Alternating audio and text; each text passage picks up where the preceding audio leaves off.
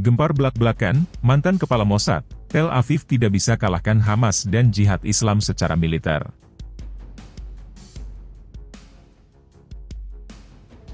היום השביעי של המלחמה נמשך בעצם עד היום, כבר 50 שנה. 50 שנה הצבא, צה"ל, פרוס בשטחים. אין לי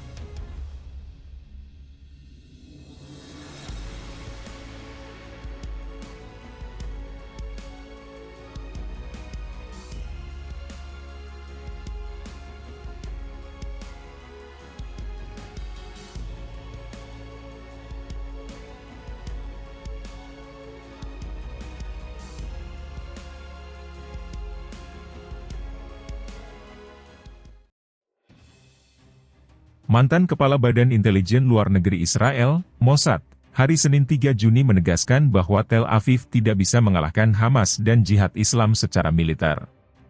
Sejak 7 Oktober, Israel telah melancarkan perang genosida di jalur Gaza, menyebabkan lebih dari 118.000 warga Palestina terbunuh atau terluka, dengan lebih dari 70% korbannya anak-anak dan perempuan. Sekitar 10.000 orang hilang di tengah kehancuran besar-besaran dan kelaparan. Middle East Monitor melaporkan. Menulis di surat kabar Ma'arif Israel dengan judul, "Kebenaran Pahit, Hamas dan Jihad tidak akan dikalahkan oleh aksi militer," Dani Yatom mengatakan, "Kami tidak dapat mencapai tujuan perang di utara, Lebanon, dan selatan, Gaza. Masih banyak sandera di terowongan Gaza, ribuan pengungsi, Israel, yang masih jauh dari rumah mereka, dan Hizbullah menghancurkan kota-kota kami di utara," ujar Yatom. Israel memperkirakan ada 128 tawanan perang Israel yang ditahan di Gaza, sementara Hamas mengumumkan lebih dari 70 di antaranya tewas dalam serangan acak yang dilancarkan Israel. Israel menahan setidaknya 9.500 warga Palestina di penjara, yang banyak di antaranya tanpa dakwaan atau pengadilan. Meskipun kehadiran militer tentara Israel di seluruh jalur Gaza, Hamas dan jihad Islam tidak akan dikalahkan melalui tindakan militer, dan para sandera tidak akan kembali di bawah tekanan militer tanpa pengaturan politik, katanya.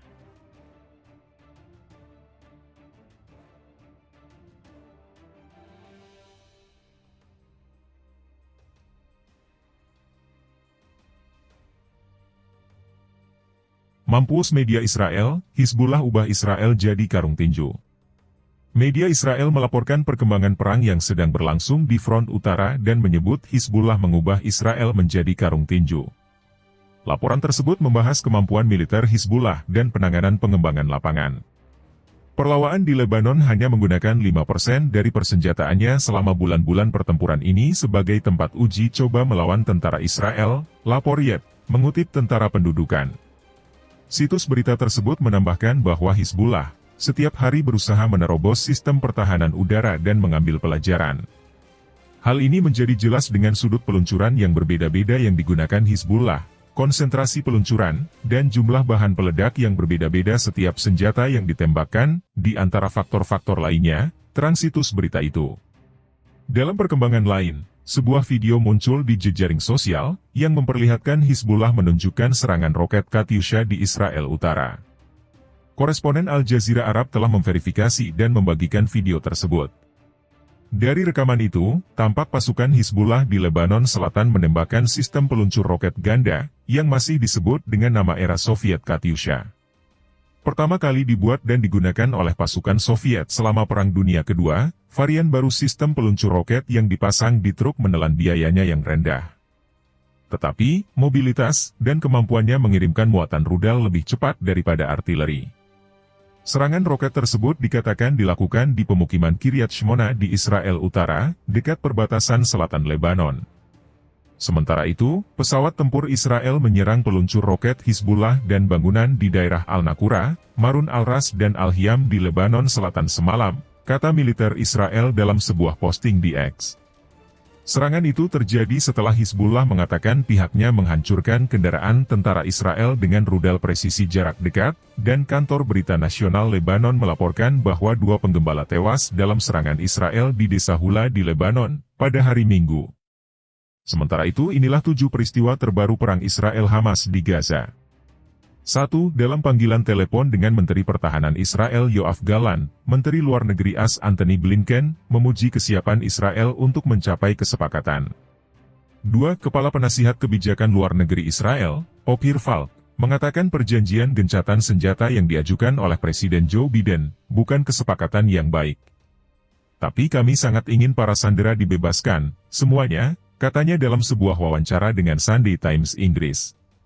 3. Serangan Israel di dekat Aleppo di utara Suriah telah menewaskan 12 pejuang pro-Iran, menurut Observatorium Suriah untuk Hak Asasi Manusia yang berbasis di Inggris. 4. Pemerintah kota Palestina telah menyatakan Jabalia dan Beit Hanoon di jalur Gaza Utara sebagai daerah bencana. 5. Serangan Israel terhadap Han Yunis dan Rafah di Gaza Selatan telah menewaskan sedikitnya 12 orang, termasuk 3 anak-anak, lapor kantor berita Wafa.